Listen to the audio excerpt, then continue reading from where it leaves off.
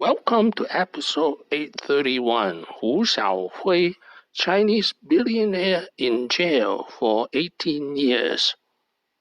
This is an outline of episode 831.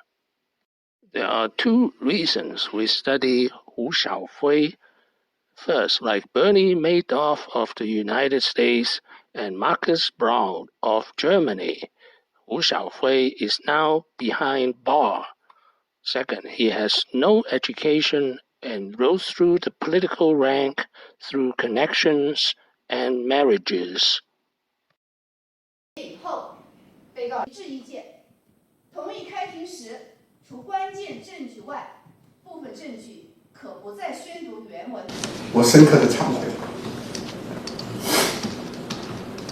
明确表态，知罪悔罪，再次的请求法庭和有关方面能够从轻处理我本人。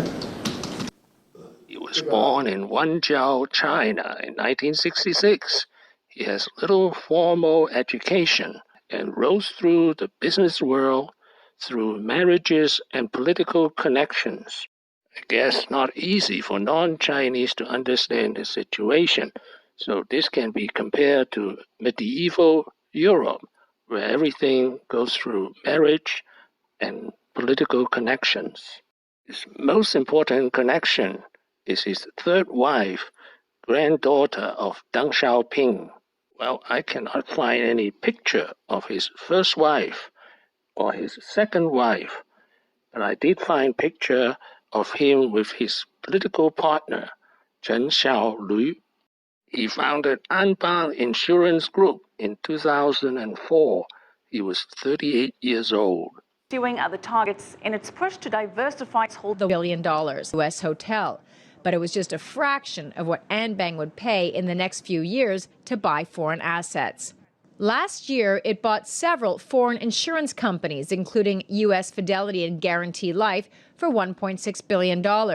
It paid similarly large sums for companies in South Korea and Belgium. This March, it handed over $6.5 billion for a group of Blackstone's luxury properties, including the Four Seasons in Washington, D.C. And Anbang bid nearly $13 billion for Starwood. There's a flight now from Chinese investors in their own country to countries that have assets that are a lot more significant and substantial in jurisdictions that are a lot safer. Acquisitions by Chinese buyers are being compared to the 1980s, when the Japanese paid eye-popping prices for high-profile U.S. real estate, including Rockefeller Center. Chinese buyers are also paying top dollar. On May 10, 2018, he was sentenced to 18 years in prison. He was 52. Part 2, The 4 Lessons of Wu Xiaohui.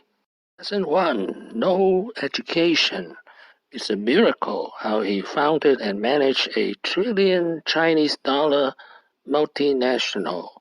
Lesson 2, he got all these through marriage and political connections.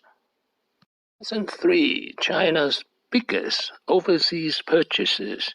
He made more than $10 billion purchases in South Korea, Belgium, and mostly in U.S. commercial real estates. Lesson 4, the biggest collapse. He was sentenced to 18 years in jail in 2018. Wu also has $1.7 billion worth of assets seized by the Chinese government, and he dropped out of Forbes Billionaire List. Thank you for watching. Please subscribe and leave your questions and comments below. Wishing everyone peace and prosperity.